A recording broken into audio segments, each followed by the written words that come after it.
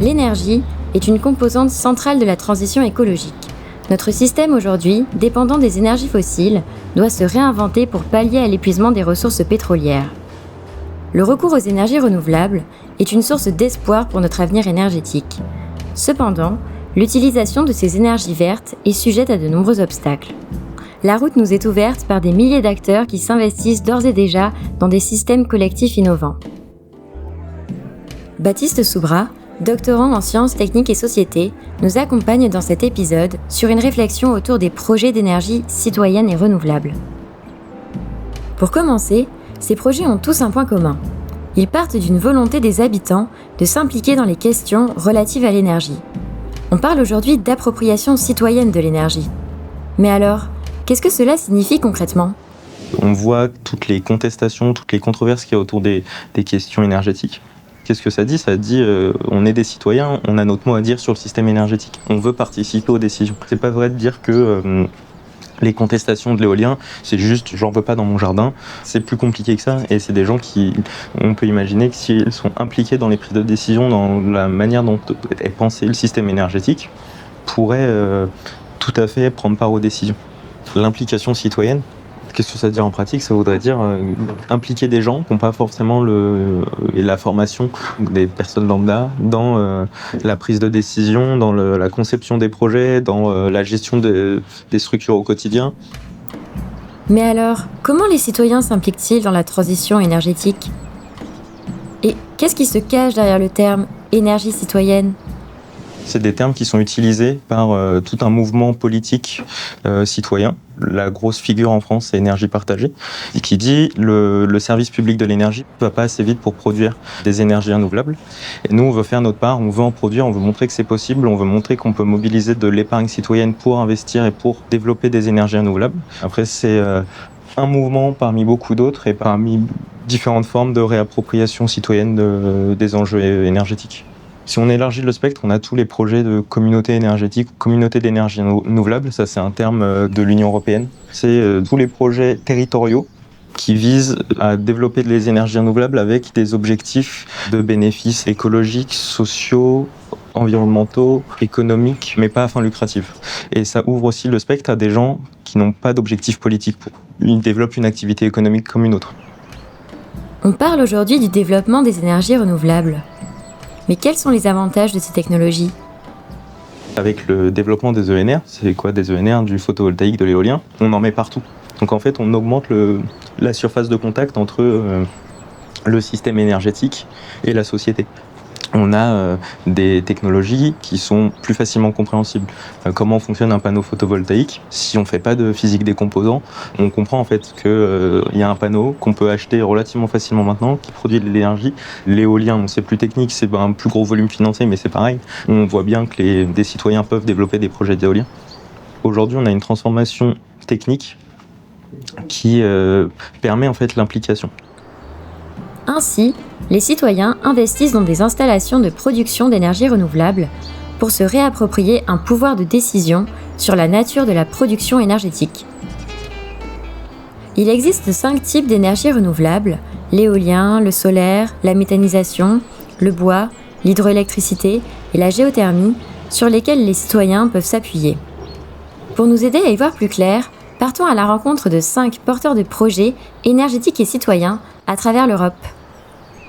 In 1974 came the oil crisis in Western Europe. The price of oil shot up. This was very bad for the school's economy. And it was also the time when people in Western Europe really started realizing that we have an environmental crisis. We have pollution and it's serious. And it was also during this period where nuclear power was introduced. And all of these 3 things motivated the teachers here in Tvind to come up with an idea.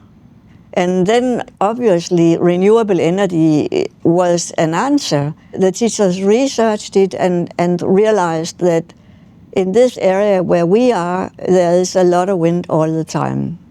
And therefore they decided to go for wind energy.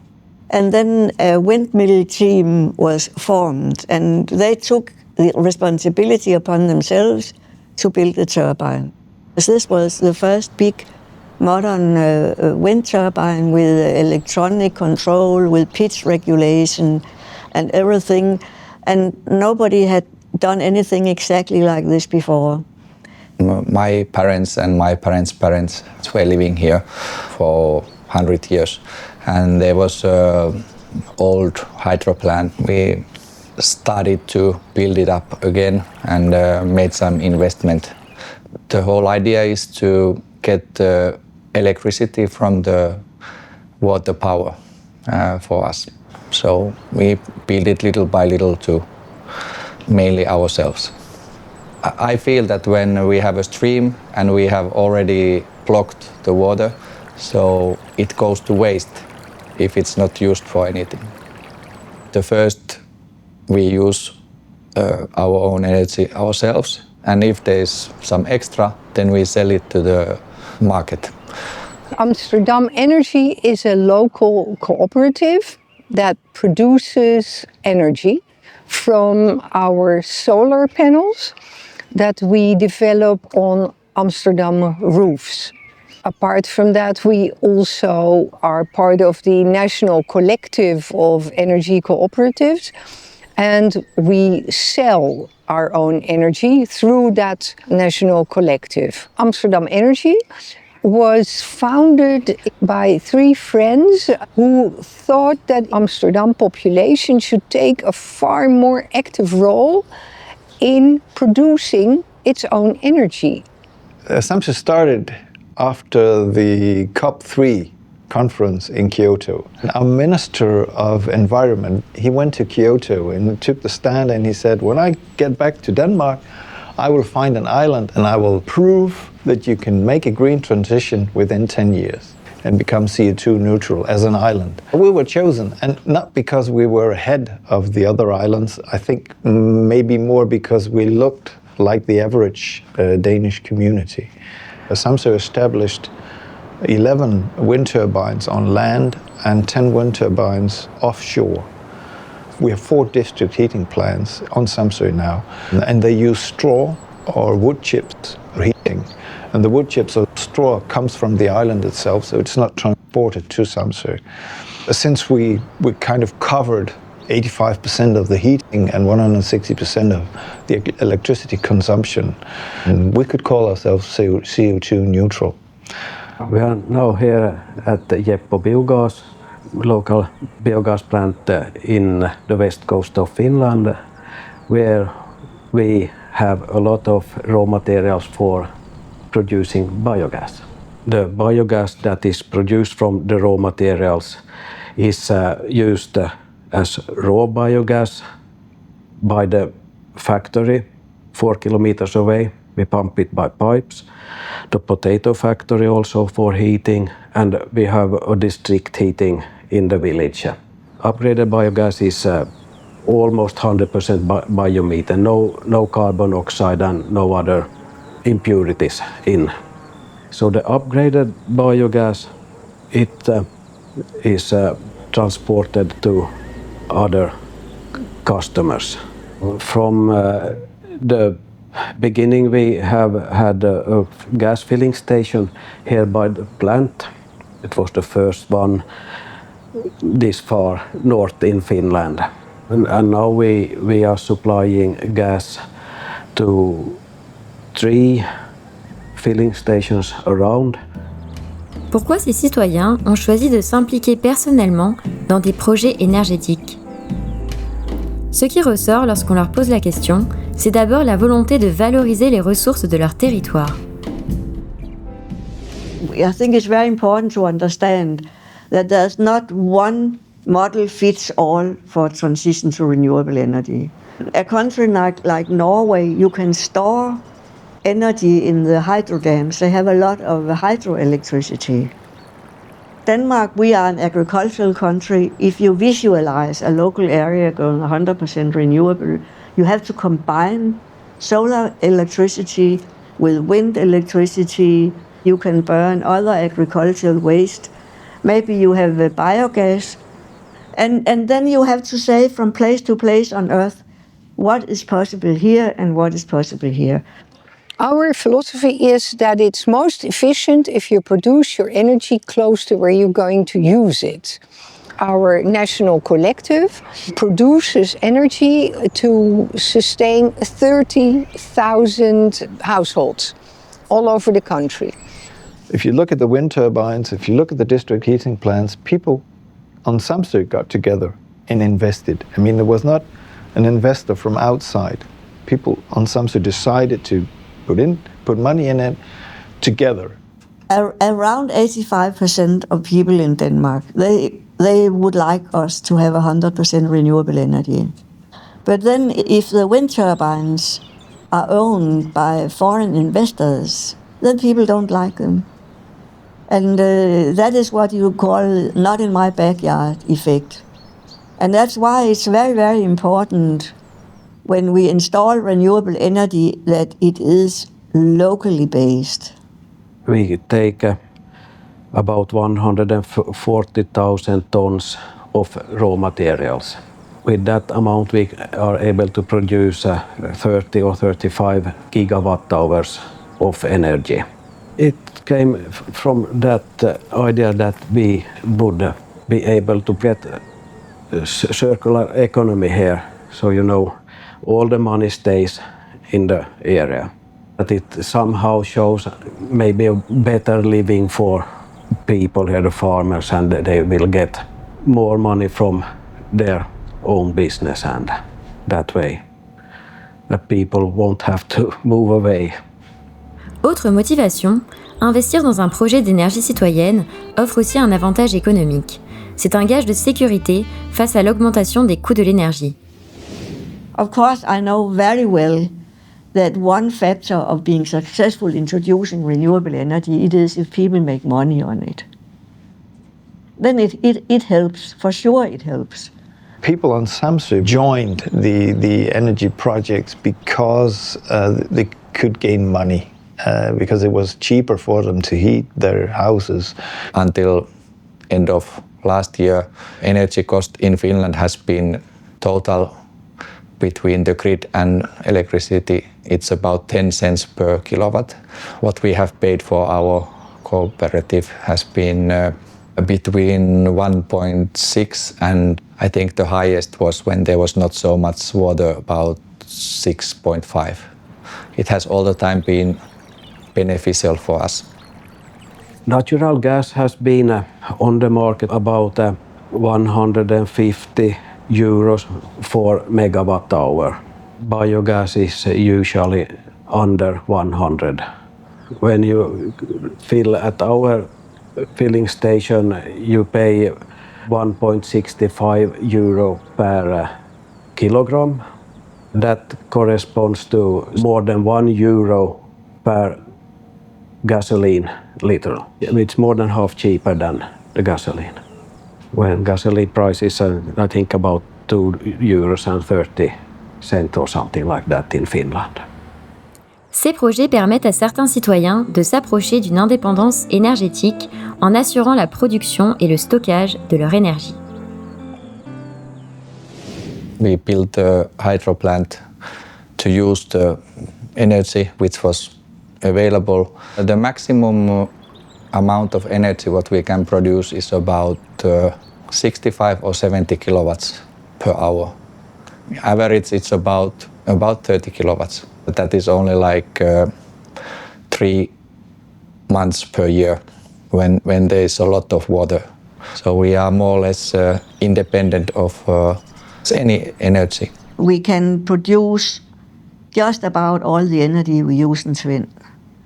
It cannot produce more than 20 kilowatt hours. Then we don't run it, because then it uses more energy than it produces. Yeah. And there is a little light outside, and if it is green, then we produce more electricity than we use in Svend, and then we sell out.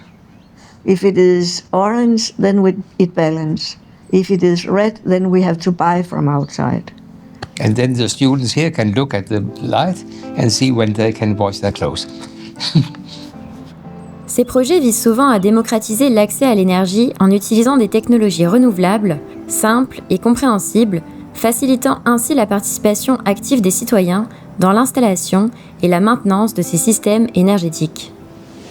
Basically, how our hydro plant works is that we have a stream where we take the water from upstream and then we put it into a pipe.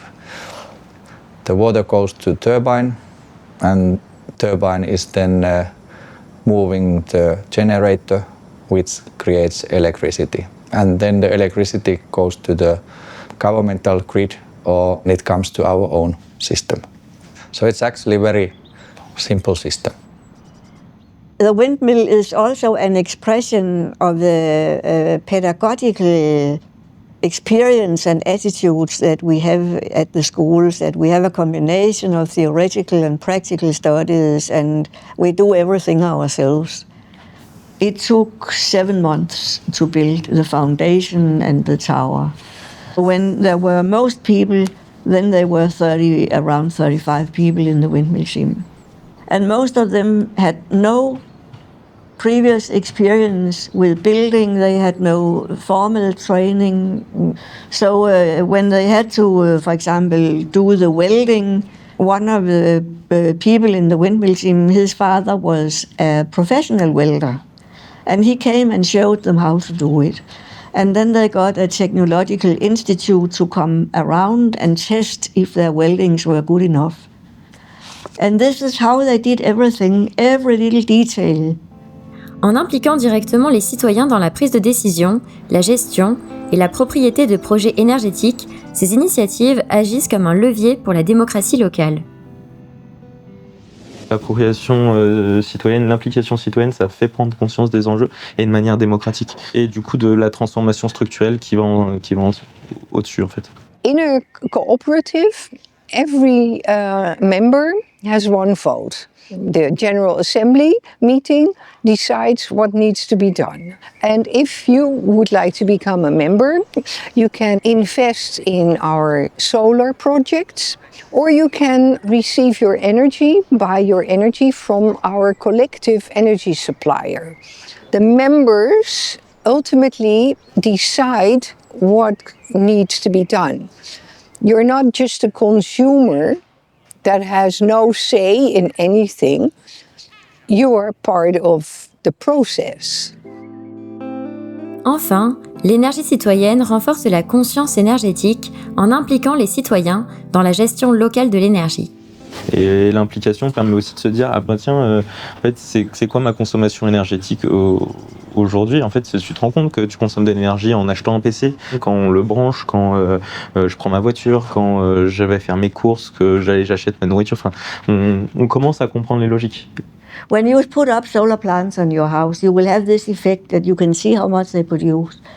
And you will be encouraged to try not to spend more electricity. Because this is another factor in the transition to renewable energy. We can't do it only by switching one technology with another. We also have to save, and we have to change the way we behave. The owners of our own solar panels, collectively or privately, we are more aware of how energy is actually produced, and we are more aware of that we need to conserve energy as well. Because we've come so far and we had this media attention, then people want to change and want to be active. People keep saying it's not enough, we can do more, we can do more. If you can involve local citizens in local projects, you can get people to change their own minds and their own culture. À l'échelle individuelle, participer à l'énergie citoyenne permet de contribuer au développement local de son territoire et d'acquérir une compréhension pratique et technique des projets d'énergie renouvelable. L'implication collective dans des projets plus ambitieux permet d'être acteur de son territoire à plus large échelle et de s'impliquer politiquement dans la question de l'énergie. Ces deux formes d'implication présentent des avantages économiques et participent à développer la conscience énergétique des citoyens.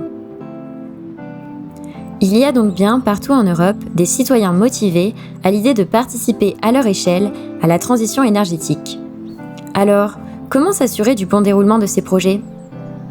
Parmi les acteurs que nous avons rencontrés, beaucoup nous ont pointé du doigt l'importance de laisser une place dans l'espace de décision à chaque citoyen participant au projet. When you have a group of people who are not specialists, who are not trained, and they say, we are going to build the biggest windmill in the world here at our school, then it's not popular.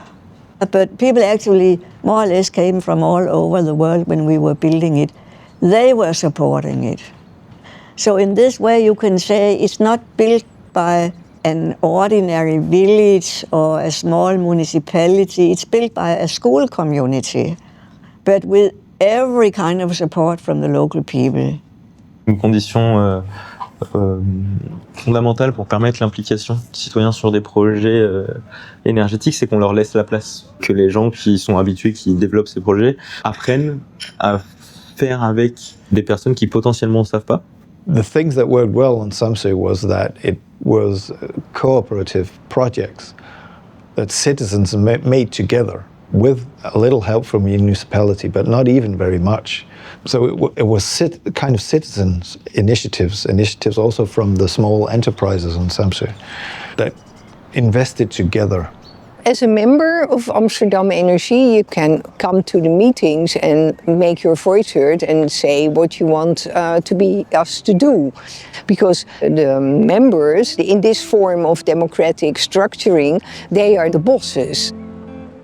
Les projets énergétiques citoyens impliquent très souvent des participants dépourvus d'un savoir-faire professionnel. En ce sens, la transmission des compétences au sein du groupe de citoyens est une composante essentielle de la réussite de ces projets. On ne peut pas tout faire d'un point de vue énergétique. Il y a des contraintes techniques, réglementaires, économiques. Du coup, il faut organiser la transmission de compétences, faire de l'information, développer du contenu, des réseaux de partage d'informations, de rencontres, d'organisation de séminaires. Pour moi, ça, c'est quelque chose d'indispensable si on veut faire participer, que les personnes se sentent aptes à participer. First thing before we started to build anything was that we talked with a local grid company. I was actually quite afraid of that because I thought that they say that absolutely no. But fortunately, they started already this kind of project themselves that they want to use local water energy as much as possible. This technological director helped us a lot and without any charge. Most important was that the people who built the windmill, they got a lot of experience. And a lot of them ended up working with renewable energy one way or the other afterwards. And they were very young people. The average age in the windmill team was 21. In this cooperative movement, there are some people who've been actively involved for lots of years, so they know how this works. And I think there has been a lot of growth in expertise from the bottom up, from the grassroots level up. It's part of the cooperative ideology that you share your experience and your expertise with others. Les installations de production d'énergie se révèlent souvent très coûteuses. Dans le cadre des projets les plus ambitieux, le recours aux diverses aides de financement est essentiel. Investment funding from European Union, it was very important. We got 30% or 35% of the total investment. We also got a positive decision from Finnish government. They were supporting our plant with 30% of the total costs. We would never have been able to start the building without that support. Financially, we are self-supporting because of the energy we produce and the energy we sell. We have money, we have our own budget, so we don't get money from the municipality, but we get political support, and that is also very important. Afin qu'une initiative s'établisse dans un territoire, il est essentiel que les habitants, les collectivités locales et les entreprises locales adhèrent au projet et offrent leur soutien. The development and the transition to renewable energy, it has to be based on popular. It's not a matter, you can have all the technology you like, but if the politics doesn't support it, if the local people don't support it, it won't go anywhere. We are very much helped and sustained by the support of the municipality of Amsterdam to get rid of a lot of bureaucracy and to open the debate about wind power and more room on the Amsterdam roofs for solar power initiatives. So there has been a change and a growing awareness in the public opinion towards more sustainable projects.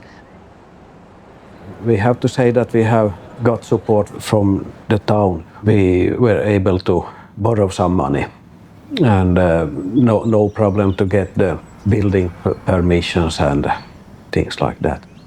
At that time where the wind turbines were built, we had some discussions about where to site them. It's very important that the community and the municipality have an influence on the site of wind turbines.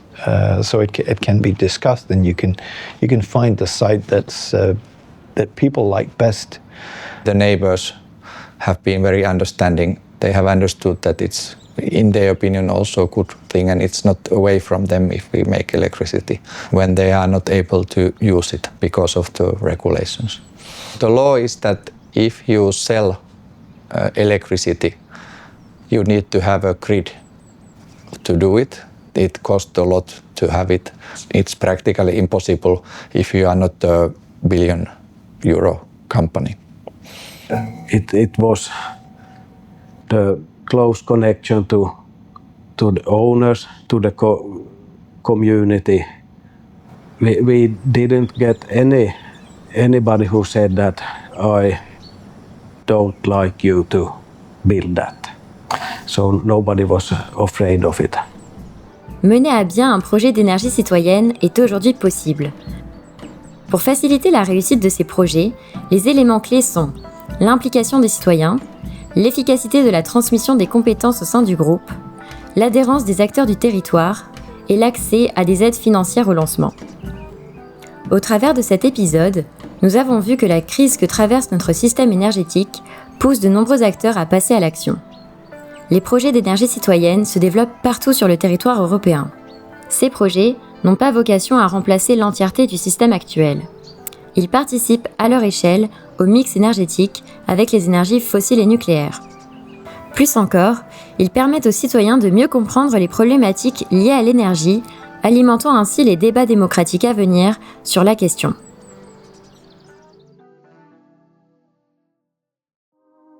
Okay, so and can you briefly present why Samso is called the island of green energy? I can't do it briefly, But you can, but I can tell you, yeah. It's, the country Zimbabwe in southern Africa. Now you get them here. In the capital of Harare, there is a group of handicapped people. And they have a production of iron stuff. I saw they had made a giraffe with a long neck, and I thought, wow, it looks almost like a windmill. And then we asked them, could they make them? And they said yes. And then they made them, and then when we got them, we were really surprised because they can also spin. voyez, dans la caméra, les droits. Listen like that to be better. Here also. Okay, perfect. In the south of Jutland, you have a village that is totally surrounded by PV panels, and people hate it. Yeah, but of course they hate it. They don't have any influence on it. And who wants to live in the middle of a PV panel plant? I mean, there are other things in life. Or Municipality